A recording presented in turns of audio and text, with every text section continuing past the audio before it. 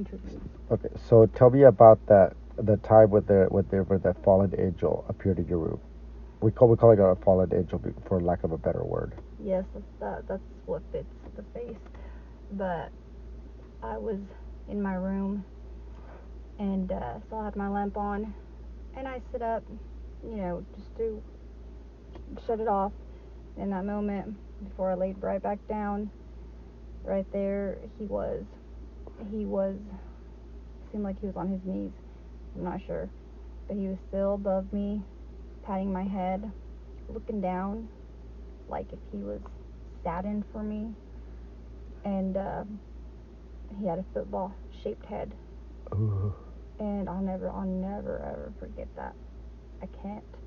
Just remember his eyes. You know who he looks like? Who? He looked like the Avatar from that movie. I think it's called Avatar. The blue guys. Yes. That's exactly what he looked like, except his head was, the Longer? football was, pointed like this. Pointed, yes. Yeah. And so then I turn on the lamp again, and like knocked the breath out of me. And I wait a minute, shut it back off, and there he is again in the same position. Was he looking down? What was he doing? He was like looking down, like at the floor, where I would be looking if I would have been looking down. And where you would have been if you were still in the same position. Yes. And I sat right back up how I did the first time. And anyways, so later that night, I start hearing those steps that get stronger and stronger by the minute, coming towards my door. And that's when I start, seeing the doorknob slightly moving, twisting. I was like, oh my gosh. And that's when I text you, and I was telling you what was happening, and you were telling me, you need to pray, say this and say that, and claim the blood of Jesus over you. And when you start, don't stop, because they're going to get pissed off. So if you stop, then they're on to you. I remember that. I remember that so good, because I did start, and then I stopped. And they got strong. It pissed them off. So then I started again, and that's when I saw on the door these faces, just transforming there. I saw that video, you sent me that, and I could see the faces. Yes. There was like, every time there was more and more. Yes.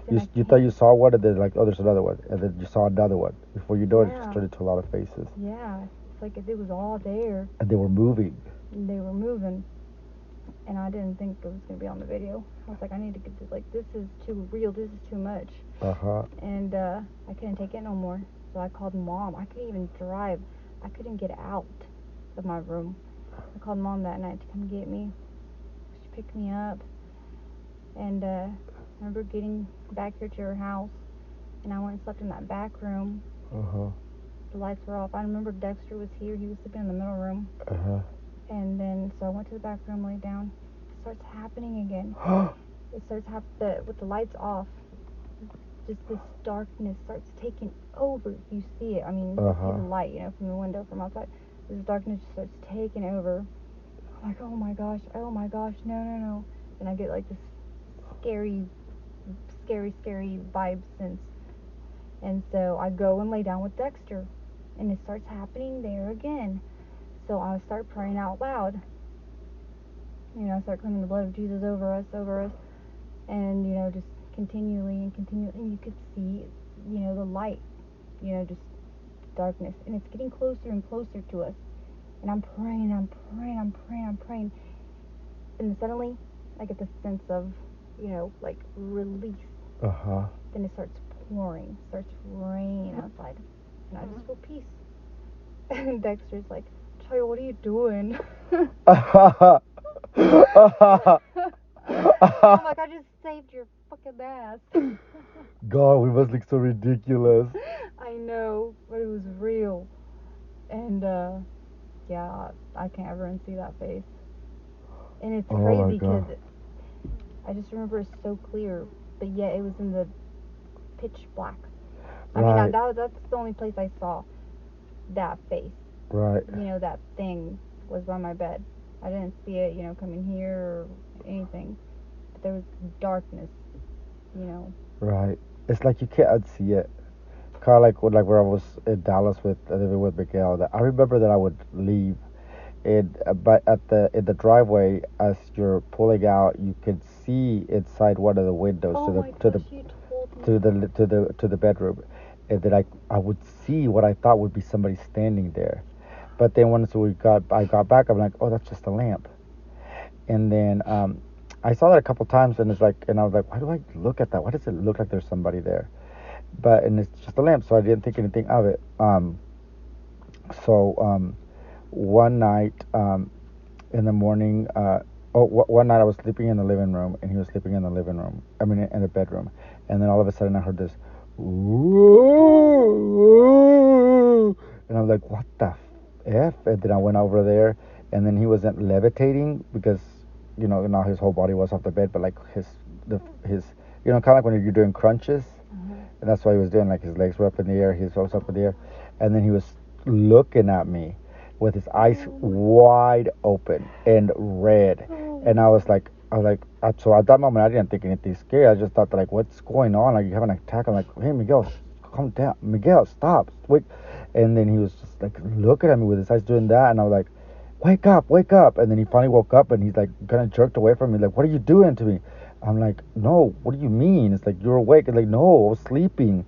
It's like, I heard your voice, heard saying my name, but you sounded like you were, like I was in a cave or a tunnel, and you were very far away. And I said, no, you were awake and looking at me.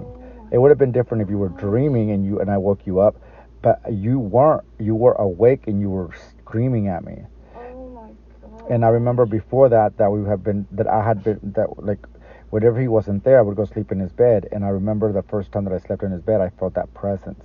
I felt that presence. First time I remember that whenever I was dreaming, that in my dream there was like a man circling the house back and forth, like trying to get in, and it was rabid, and like, and it was like it had the face of a dog and the body of a man. And then I remember that I had that dream a couple times with that sensation, and I knew that that's what that person looked like that was outside of that creature. And then there was a time that it happened, and I could tell, because it's like I could tell that it was that time it was going to break in, and it's like, and didn't want to go to sleep, but I couldn't help it. I was like, oh god, oh god, oh god, oh god, oh god. And then that's whenever I felt like the pressing against the blinds, of the window blinds, and then I felt like the indentation in between my legs, like it was now crawling inside of me, like it had broken through, but it didn't. I didn't feel a glass break or anything, but now I knew that it was inside. And then I started praying against it aggressively, and then I started making fun of it. I'm like, you think that you can against me? You think? And like, look at you, you're bound to hell. That's where your destiny is, It's like, you hate me for it. And it's like, and you think that you're going to scare me when you have no power over me. And I can remember that. That's the first time that I remember that going, like, it was really mad. But then it was gone. And so I didn't think anything of it until the next day, whenever that happened with Miguel. And then I realized that it's like it couldn't get to me, so it got in through him. And at that time, he was really sick. They say that people, whenever you're close, like babies, the reason they can see something is because they just came out of the womb, So they just went in. They just passed through that veil, from the spiritual into the physical realm, because and so also whenever you're about to die, people that are close to death, that's why they can sometimes perceive and see things, because like their spirit is already almost kind of there. They're crossing that threshold. I remember whenever I'm try not to get too much off the topic, but just like I remember when my mom described the way that she saw my grandma died. When she was dying, before that she was saying, "No, no, no, no, no, don't get it, no, I don't want it yet, no, get away from me." Like, who was she yelling at? So it's like, but going back to that thing, whenever I got back on him, and then it's like I got on, not on him, but I put my hand on his chest, and I started praying and reading the word, from the Psalms. And I remember that we just turned it to the page we just turned it to the middle of the Bible, and of course it's Psalms, and it was the one that says, "I will not be afraid of this pestilence that stalks at darkness." And I remember when I was reading that, like, he said that he could feel like the tip of his fingers, like it was freezing over, like it was crawling up to, like, to his, like, up to his mid section, up until the point where I had my hand, I was praying on him. He's like, keep praying, keep praying. I could feel it, like it was like something was trying to get into him, you know, like probably what got into him before, but it wasn't succeeding because we were praying. We were praying, and we were crying, and we did that for hours and hours. I could not stop because I was just so afraid. And then in the morning, like it started being in the morning, we felt better, and we got up and we went to go try to make some breakfast. And I remember the dogs started coming in, and he started going, "Hey, Mia!" And I'm like, that noise, when he made that noise, I'm like, stop it, stop it, because I cannot hear you raise your voice, because that's all I can remember. And he would turn around to look at me, and and I couldn't even look at his eyes. I'm like, don't look at me, because that's now I related that to him. It is very traumatizing. Later we talked, and he said that one of his friends that had stayed there, he had a nightmare that while he was sleeping, like a dog jumped in and was attacking him. And Miguel said that he woke up in the middle of the night to go over there because he was screaming or something. And he said that it was like a dog attacking him. He thought it was like one of his dogs because he had like 3 dogs.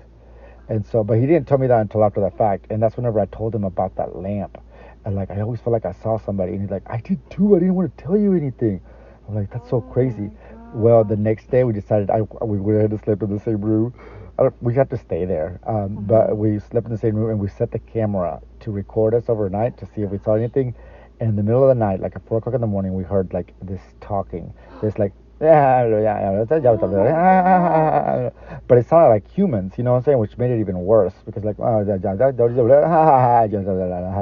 we're like, they're making fun of us. Oh my gosh. Oh, that gives me goosebumps. Okay, but I'm gonna tell you the truth of that part. Then later we looked at the TV. It was recording what was on TV. It was the laughter. Oh my gosh. That part of the laugh it was. But whenever we heard it the first time, we're like, oh my god, that's what they sound like. Oh my gosh. But yeah, it gave me chills the first time that I heard it. I'm like, he's like, oh, that's the TV. That's what was playing, because later he had this Cleopatra movie on, and it was like the same voice. I'm like, that's what that voice was. Oh my gosh. Well, I wish there was a simple explanation for that mad, evil voice on my camera. Remember you heard it? Oh yeah. That thing was hated pissed you. off. Rosa, Get out of here. Get out of here. It's because it's darkness, and whenever there's light, any kind of light around it, it bothers it. It bothers it. It bothers it. It's very uncomfortable for it. So mad. I remember whenever I was living in Tulsa and whenever I would put the worship music on, because I was doing it every morning, and they hated it upstairs. Why did they hate it so much? And why were they so aware of my music downstairs? Well, of course, because they were spying on me. You know what I mean? So it was probably getting on their nerves. They probably want to see something more interesting. Oh, for sure. They got their interesting. They forced their interesting. So, and I hope they're happy. And but that thing, the anger and that voice that I did hear, Rosa, and you could tell that it was struggling to break or warp through the realms. And then when it finally did, it was loud. And it kept. Then I heard it later, good in the car, and that thing was saying it over and over and over again. Get out of here! Like it struggled.